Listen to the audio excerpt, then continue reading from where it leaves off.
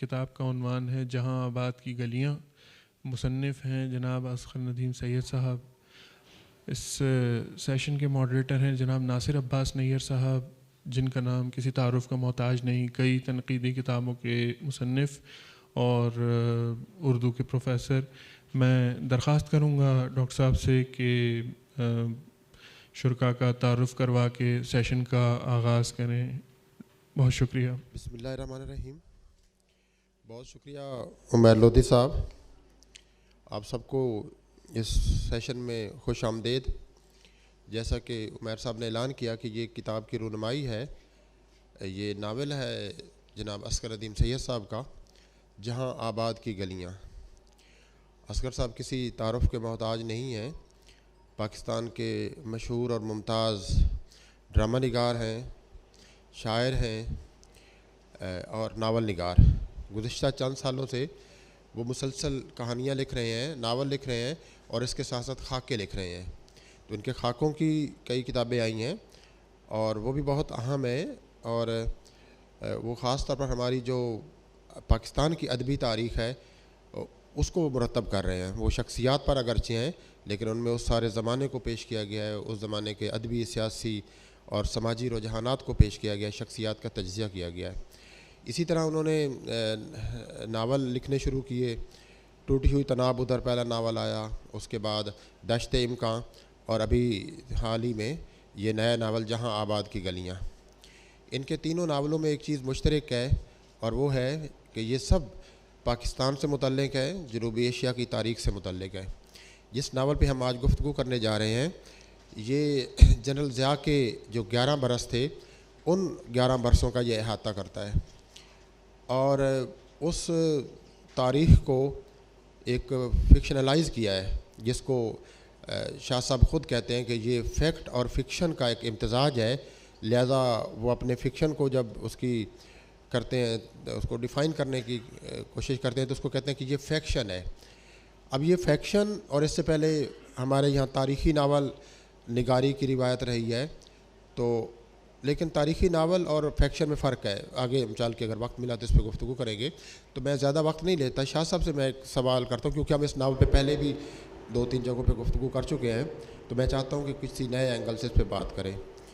شاہ صاحب میں یہ پوچھنا چاہتا ہوں کہ یہ آپ کا جو ناول ہے یہ جنرل ضیاء کے 11 برسوں کی کہانی ہے، اور ایک بچے کے ذریعے کہانی پیش کی گئی جو پیدا ہوتا ہے جس دن بھٹو صاحب کو پھانسی ہوتی ہے، اور پھر آگے 11 سال تک وہ جب 11 سال کا بچہ ہوتا ہے تو ناول وہاں ختم ہو جاتا ہے. اس میں جلاوطنی ہے، اس میں کافی ناول کا حصہ پاکستان سے متعلق ہے، لاہور سے متعلق ہے، لیکن زیادہ حصہ جو ہے وہ لندن سے متعلق ہے. تو لندن ہماری سیاست میں بہت دخیل رہا ہے، جب سے یعنی وہ ٹامس راؤ کے زمانے سے رہا ہے، ایسٹ انڈیا کمپنی سے لے کر اب تک رہا ہے.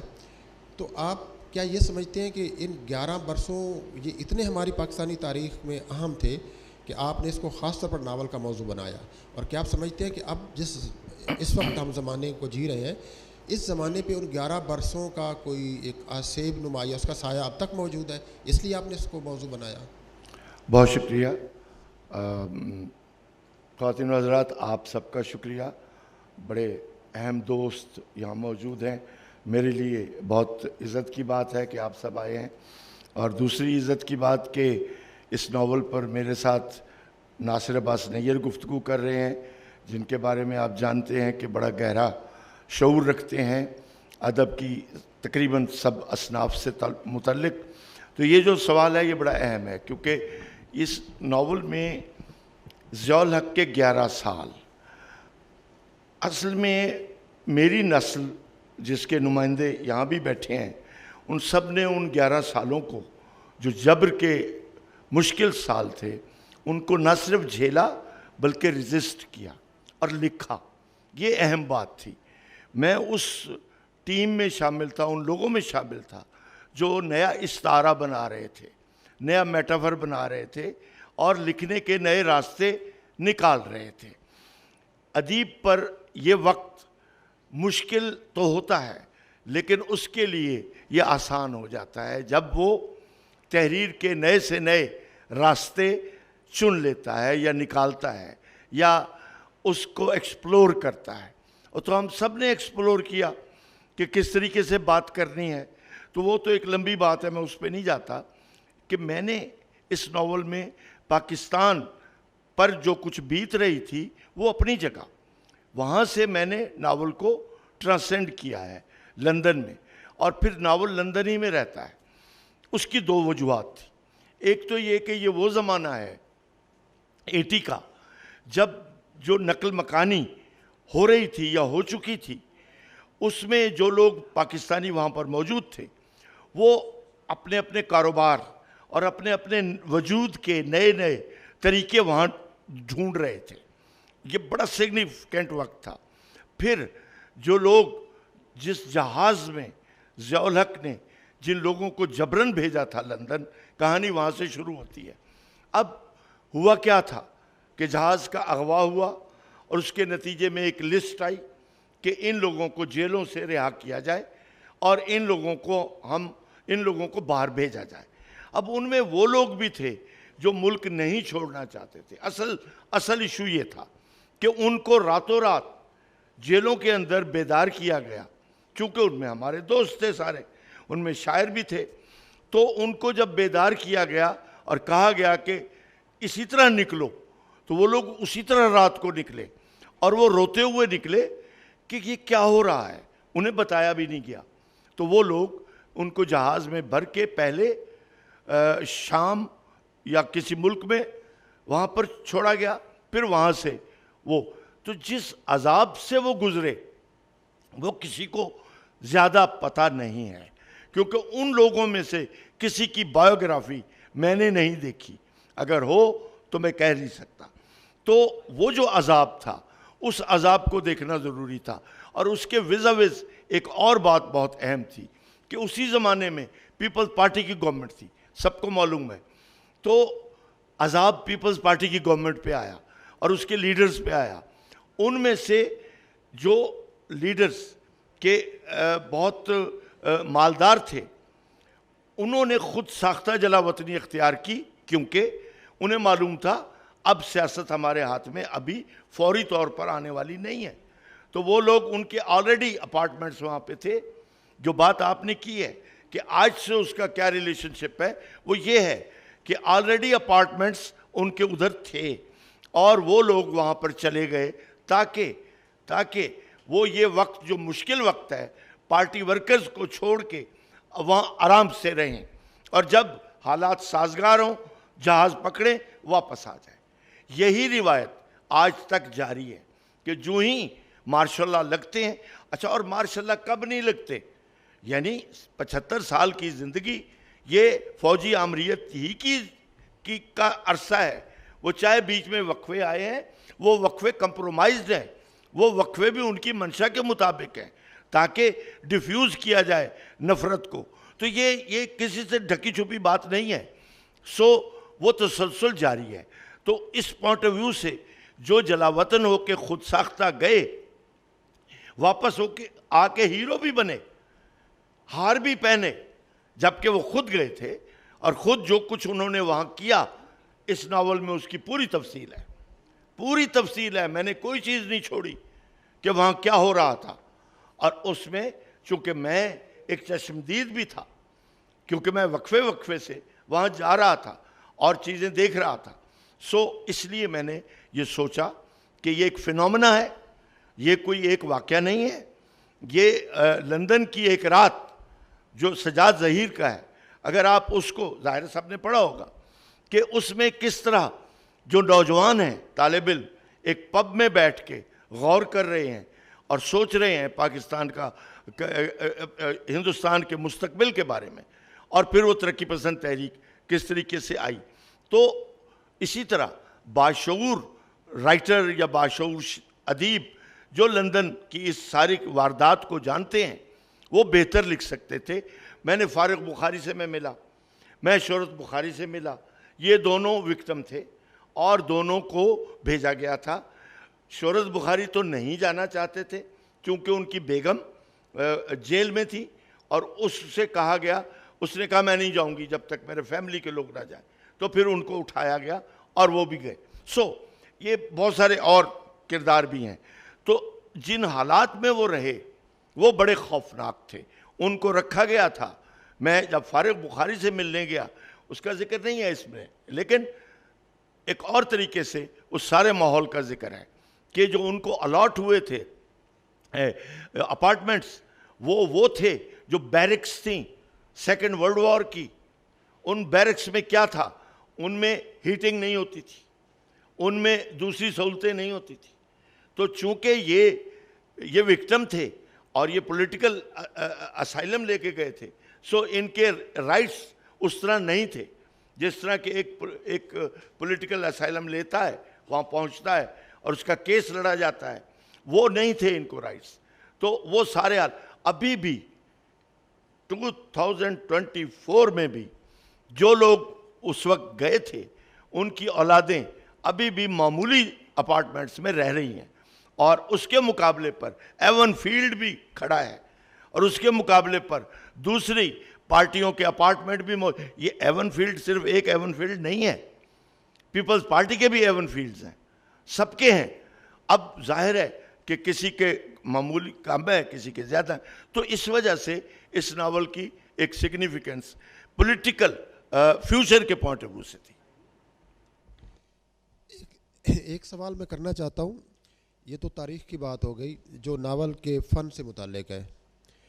ایک رائے یہ ہے کہ اگر آپ کوئی ناول کسی تاریخی عہد یا کسی تاریخی واقعات کے مجموعے پر لکھتے ہیں تو وہ ہمیں تاریخ بہتر تو تاریخی کتابوں میں مل سکتی ہے. پھر فکشن کی جو فارم ہے ناول، وہ کیا چیز اس میں لے آتا ہے جو ان تاریخوں میں جس کی کمی ہوتی ہے؟ کیا اس کا کوئی گیپ ایسا رہ جاتا ہے جس کو آپ فکشن کے ذریعے پر کرتے ہیں؟ بہت اچھا سوال آپ نے ناصر صاحب کیا. بیسیکلی یہ تاریخی ناول ظاہر ہے نہیں ہے، اور ہونا بھی نہیں چاہیے. ایک کہانی ہے، ایک ناول ہے. آپ نے جو باریک بات کی ہے وہ یہ ہے کہ اس میں جتنے کردار ہیں، جو اصل چیز کردار بھی نہیں ہے، اس میں جو ماحول ہے میں اس کے اندر رچا ہوں، تو اس میں آپ کو ماحول اوپر نظر آئے گا، کردار نیچے نظر آئیں گے. تو میں ماحول میں دلچسپی زیادہ لیتا ہوں. یہ گلیاں ہیں، یہ اپارٹمنٹ ہے، یہ بازار ہے، یہ لوگ یہاں سے سبزی لے رہے ہیں، یہ لوگ یہاں کیا کرتے ہیں، میوزک ہالز ہیں وہاں پہ یونیورسٹیز ہیں، وہاں پہ بہت کچھ ہے. ہم لوگ ان سے کس طرح اٹیچڈ ہو رہے ہیں یا نہیں ہو رہے. تو میرا کنسرن یہ تھا کہ یورپ کی، اور اس میں یورپ کے اور حصے بھی ہیں، کہ کلچرل لائف، اس کی پولیٹیکل لائف، اس کی لٹریری لائف، وہ سب کچھ میں نے شامل کرنے کی کوشش کی. کہ محض کردار یہ نہیں ہے کہ یہاں سے وہاں پہنچ گیا اور رو رہا ہے، ایسا نہیں ہے. بلکہ جو پاکستانی وہاں پراسپر ہو رہے تھے اس وقت کیا تھا. آپ نے اسی زمانے میں ایک سیریل آیا تھا BBC میں، اور اس کا بڑا چرچا ہوا تھا. وہ پہلا سیریل تھا جس نے ساؤتھ ایشینز کے کلچر کو کھل کے دکھایا تھا. اس کا نام تھا تندوری نائٹس. تندوری نائٹس وہ سیریل تھا جس میں وہ ساری مشاہدہ تھا کہ کس طرح گروسریز بن رہی ہیں، کس طرح ہوٹل قائم ہو رہے ہیں، انڈین ریسٹورانٹ کیسے کھل رہے ہیں، بہاری کباب کیسے انٹر ہو رہا ہے، کوزین کیسے انٹر ہو رہی ہے. یہ محض ایک کاروباری جہت نہیں ہے، یہ پوری پولیٹیکل، ثقافتی اور سماجی جہت ہے جو اس وقت انٹر ہو رہی تھی. تو BBC کے بعد ایسٹ اینڈر، ویسٹ اینڈر، ایک اور سیریلز کی ایک بھرمار ہو گئی. اور ضیاء محی الدین اسی زمانے میں ادھر ہی ہے، اور ضیاء محی الدین نے بھی اس میں کنٹریبیوٹ کیا. تو یہ نیا لندن تھا یا نیا UK تھا جو ایک اور شکل لے رہا تھا. اور اس کے میں اس پہ گیا ہوں. یعنی وہ اوپر سے کہانی پولیٹیکل جبر کیا، اوکے ہو گئی. لیکن اب میرا کنسرن لندن ہے کہ اس میں اردو مرکز بن رہا ہے، ذکر ہے. اب اردو مرکز کیسے بنا کسی کو نہیں پتا. BCCI BCCI کیسے بنی, UBL نے کیسے انٹری دی UAE میں. بھائی ایک تاریخ ہے, اس کو آپ اکنامکس کی تاریخ نہ سمجھیں. یہ برِ صغیر کی ایک اور طرح کی تاریخ ہے جس کو انویسٹیگیٹ نہیں کیا گیا. اب کیا ہوتا ہے, اب چونکہ اداروں کے نام ہے لہٰذا میں بہت ساری باتیں نہیں کروں گا, بس اتنا بتاؤں گا کہ یہ ایک فنومنا جب ڈیولپ ہوتا ہے تو اس میں UAE کے عرب کیا رول پلے کرتے ہیں, کیسے پیسہ لٹاتے ہیں, اور اس پیسے سے کیا کیا خریدا جاتا ہے, اور پھر کس طرح BCCI بنتا ہے, اور پھر شوکیس کرنے کے لیے الطاف گوہر کا ساؤتھ رسالہ نکالا جاتا ہے, شوکیس کرنے کے لیے اردو مرکز بنایا جاتا ہے. یہ اور بات ہے کہ اس نے اچھا کام کیا, ہم اس پہ جاتے نہیں ہیں, لیکن یہ ایک پوری اناٹمی ہے, پیسے کی اناٹمی ہے, تو اس کو دیکھنا پڑے گا.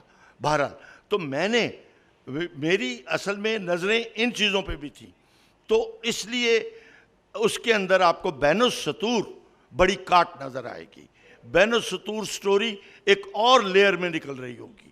تو اس نقطہ نظر سے صرف ضیاء الحق کا فنومنا تو وہ تو جرنلسٹک بات ہو جاتی. اگر میں اس کو صرف اتنا ہی رکھوں تو وہ تو ایک جرنلسٹک سٹوری ہے, وہ آپ کی بات صحیح ہے, پھر تو وہ ایک تاریخ کا چیپٹر ہے, اوکے. مگر ناول تاریخ نہیں ہے, ناول فیکٹ ضرور ہے, فیکشن ضرور ہے, کیونکہ اس میں جو چہرے ہیں وہ چہرے میں دکھا بھی سکتا ہوں, نام بدلے ہوئے ہوں گے. سو وہ فنومنا ہے, بیسیکلی فنومنا ہے. تو اس پوائنٹ آف ویو سے اس کو لکھنا میرے لیے ضروری تھا. ایک آخری سوال شاید ہوگا کہ وقت بہت کم رہ گیا ہے.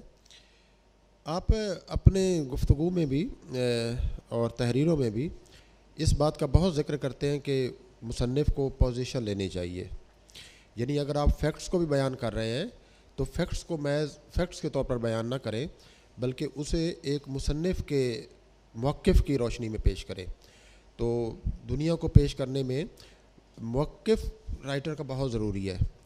اس ناول میں بھی ہم دیکھتے ہیں کہ جو ناول نگار ہے اس کا ایک موقف نظر آتا ہے, خاص طور پر جو لندن کا سب سے اہم حصہ ہے اس ناول کا, اس میں صرف پاکستانیوں کو نہیں دکھایا گیا, دوسرے ملکوں کے لوگوں کی کہانیاں بھی ہیں, کچھ بلیکس ہیں, ان کی ہیں, انڈینز ہیں, اور سب سے اہم وہ ہے جہاں جو ناول کا جو پروٹاگنسٹ ہے جو ایک شاعر ہے, پروفیسر ہے اردو کا, جس نے نظمیں ترجمہ کی ہیں, اور مجھے تو اس میں آپ کے سے مواصلات نظر آتی ہے کہ انہی دنوں آپ کی کتاب زمیزاد کا افق جو ترجمے چھپے وہ, اور ان تقریباً شاعروں کا بھی انہی کا ذکر ہے جو اس میں شامل ہیں.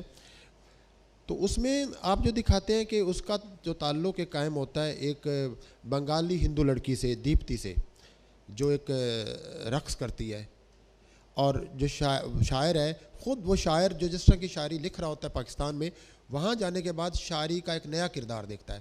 تو وہ نئی قسم کی نظمیں لکھتا ہے جن پر پرفارم کرتی ہے دیپتی.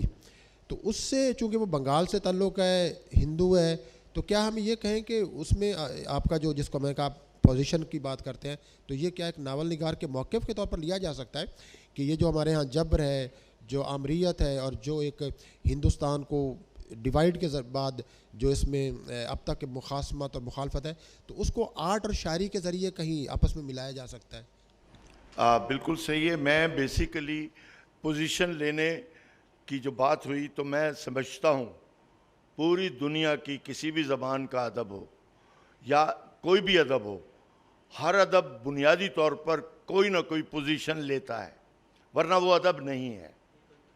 یہ فرق ہے عام تحریر میں اور ادب میں.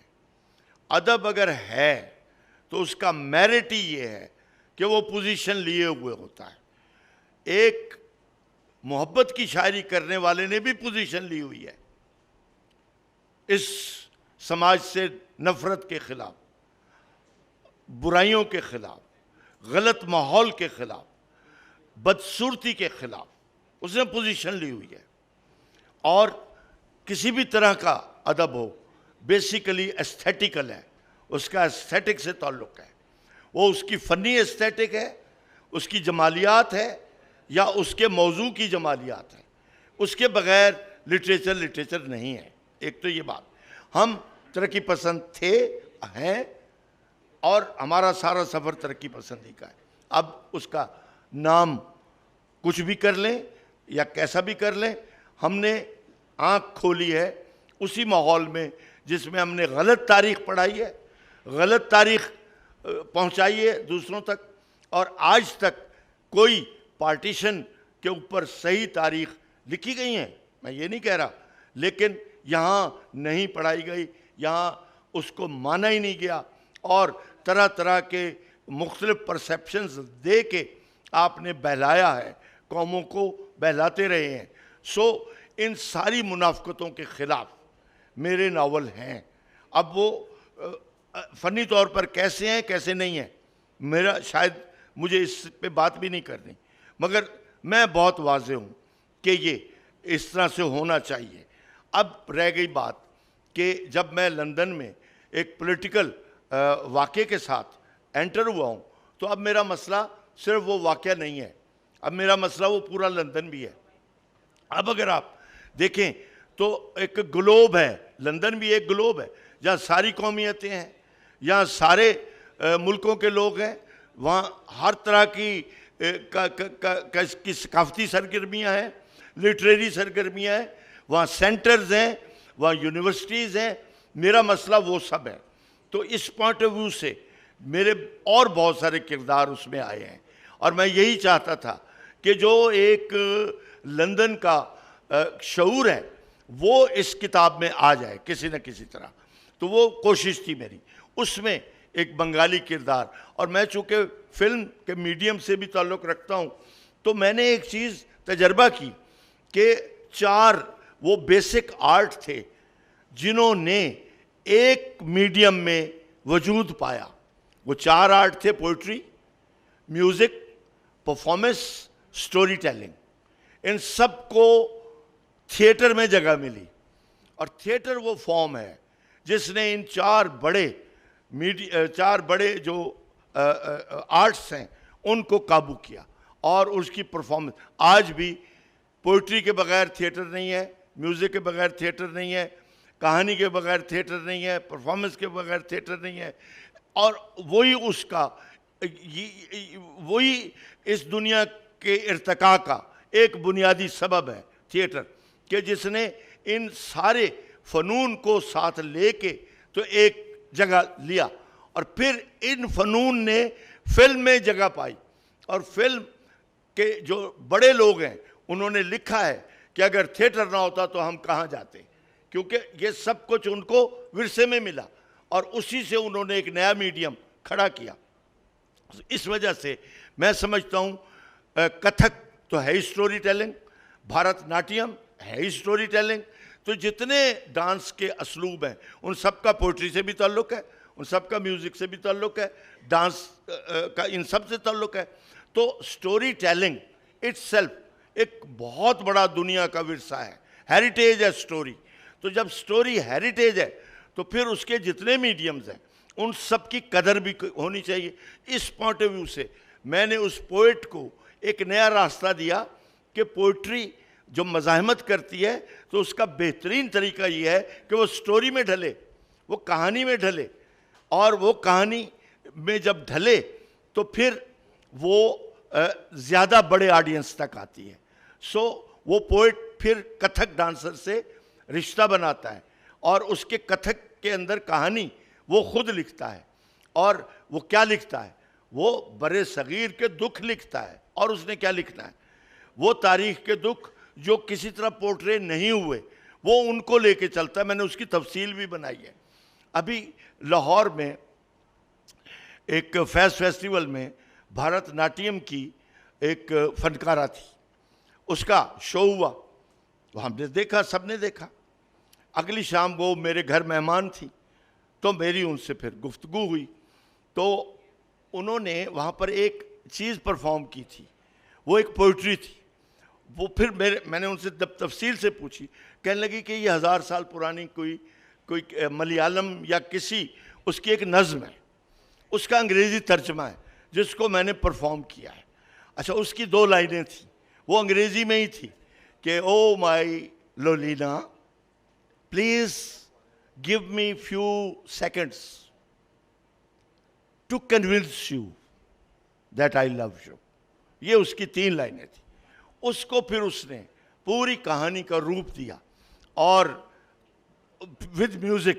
سو میرا پوائنٹ یہ ہے کہ جو میں نے آخر میں یہ حصہ دیا ہے تو اس کے پیچھے یہی بات ہے کہ ہماری زندگیاں جو پولیٹیکل جبر سے شروع ہوتی ہیں ان کو ٹرانسفارم ہونا چاہیے ان آرٹس میں, تب وہ اپنے ان دکھوں اور اداسیوں کو دور کر سکتے ہیں. اس پوائنٹ آف ویو سے میں نے وہ سارا ایک سلسلہ بنایا. اتنی اچھی گفتگو ہو رہی ہے کہ میں تو اس میں محو تھا. آپ نے اچھا کہا کہ ایک شاعر اس نے کہانی میں ظہور کیا, کہانی سے پھر وہ اپنے رقص کی طرف گئے تو اس کی کہانی آپ نے لکھ دی. ایک خاتون پیچھے رہ گئی تھی جس کا بچہ جو ہے وہ آپ کے پاس لے کے آیا تھا آٹوگراف لینے کے لیے, تو اس کے وجود کی کہانی کون لکھے گا؟ بہت اچھا حمید, شاید یہ ناول کا کلائمیکس ہے, وہ بھی سمبولک ہے. وہ پوئٹ جب یہاں سے چلا گیا 11 سال تک وہ آ نہیں سکتا تھا, تو اس دوران خط کے ذریعے سے اپنی بیوی اور نوزائیدہ بچے کی خبر تو لیتا رہا, لیکن وہ خبر لے نہیں پایا. نتیجہ اس کی وہ سپریشن ہو جاتی ہے اور بیوی اپنے ایک کزن جو فوجی آفیسر ہے اس سے شادی کر لیتی ہے. It was also a symbolic کہ ہماری زندگیوں میں جو چیزیں چل رہی ہوتی ہیں, اگر ایک ملک ہائی جیک ہو رہا ہے تو کسی کی زندگی بھی ہائی جیک ہو سکتی ہے.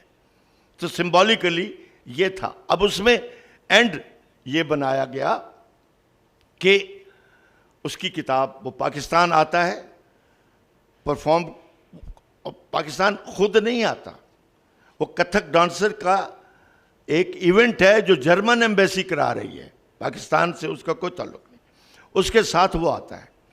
تو وہ کتاب بھی شائع ہو چکی ہے, کتاب فار سیل ہے. جب پرفارمنس ہو جاتی ہے تو اینڈ میں وہ بک پہ سائن کر رہا ہے, ایک لڑکا آتا ہے کتاب لے کے, وہ اس سے نام پوچھتا ہے, نام سے پتہ چل جاتا ہے کہ اس کا اپنا بیٹا ہے. پھر وہ دور دیکھتا ہے, اس کی بیوی اس فوجی افسر کے ساتھ کھڑی ہے. یہاں ناول ختم ہو جاتا ہے.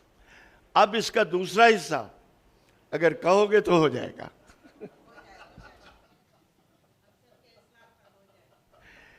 ٹھیک ہے, وقت لگتا ہے کہ کیا ہوگا کیسے ہوگا, کیونکہ حالات تو یہی رہیں گے. چلے کوئی اور سوال پوچھنا چاہیں؟ یہ بابا میرے بچپن کا ساتھی, انہوں نے خود چیخ جو ہے وہ اسی موضوع کا بہت ہی اہم ناول ہے. انور سن رائے, ہم اکٹھے پلے بڑے ہیں اور ہمارا ملتان مشترک تھا تو ہم اکٹھے ہی رہتے تھے. تو میں یہ نہیں کہہ رہا تم سوال کرو, میں ویسے ہی میں چاہتا تھا تم بات کرو. نہیں ویسے ہی میرے بارے میں اپنے. نہیں, میں یہ بات کر سکتا ہوں, یہ جو آپ نے وہ اس کا جہاز والا واقعہ بیان کیا تھا, جب اے زیڈ او کے کہنے پر ایم آر ڈی کی موومنٹ کے دوران, اور اس کی اوریجن تو بیسیکلی ایم آر ڈی تھی, کیونکہ اس کو انہوں نے کس طرح سے کرنا تھا. اور اس وقت بھی کیونکہ ہم ان بچوں کو جانتے تھے جنہوں نے وہ ہائی جیک کیا تھا. ٹیپو یہاں جناح کالج میں پڑھتا تھا, جہاں عذرا پڑھاتی تھی, تو عذرا کا اسٹوڈنٹ بھی رہا ہے وہ. تو اس لیے وہاں جو بہت سارے لوگ گئے وہ پرسنلی ہمارے بہت زیادہ جاننے والے تھے, خاص طور پہ جو کراچی سے گئے تھے. لندن میں گیا ہوں, وہاں بہت سارے رہتے ہیں. ہاں بالکل, اکرم قائم خانی اور یہ سب وہاں, مرزا شہریار مرزا کے چھوٹے بھائی, وہ سب رہتے بھی, ان سے ملے بھی ہیں. تو بہت سارا یقیناً وہ بہت بڑی ایک اس میں کہانی ہے, اور جو ہمارا پورا پولیٹیکل سینیریو جو ہے اس کو بھی نریٹ کرتی ہے. اور وہ ریئل ایگزائل تھی, کیونکہ اس میں ان کو جو جانے والے تھے ان میں سے, جیسے آپ نے کہا کہ بہت سارے لوگ نہیں جانا چاہتے تھے, اور ان کو زبردستی فورس کر کے لوڈ کیا گیا اس جہاز میں جو یہاں سے افغانستان گیا, وہاں سے پھر سیریا اور لیبیا میں ان کو. جی بالکل آپ نے صحیح. تو یقیناً نہیں, بہت شکریہ. میں اس لیے چاہ رہا تھا کہ تم بھی ایک طرح کے آئی وٹنس ہو. یہ واقعہ کیونکہ ہمارے ہاں بالکل ہماری تاریخ سے ہی غائب ہے, اور اس کو اس کا حقیقی جو ریئل اس کا پرسپیکٹیو ہے، تناظر اس میں بیان نہیں کیا جاتا، تو یقیناً یہ ناول جو ہے ہمیں ضرور اس میں بڑی مدد دے گا۔ نہیں، وہ اس میں آپ کی خاص طور پر، کیونکہ آپ نے جو وقت گزارا ہے اور جن لوگوں میں، مجھے تو یاد ہے لندن میں آپ کا جو وقت گزرا ہے، تو وہی بات ہوتی ہے کہ کوئی ایک لیئر نہیں ہوتی، اس میں کئی لیئرز ہوتی ہیں اور ہونی بھی چاہیے۔ اگر ایک مصنف کا مختلف چیزوں سے تعلق ہے تو وہ پھر وہ ساری چیزیں کہیں نہ کہیں آتی ہیں۔ تو بہرحال ایک کوشش کی کہ کچھ چیز محفوظ ہو جائے، کچھ لوگ سمجھ لیں کہ ایسا ہوا تھا۔ چلیں جی، چونکہ وقت صرف آدھ گھنٹہ تھا اور گزرنے کا پتہ ہی نہیں چلا۔ بہت شکریہ آپ سب کا، آپ نے توجہ سے سنا، اور شاہ صاحب آپ کا بہت شکریہ۔ بہت شکریہ۔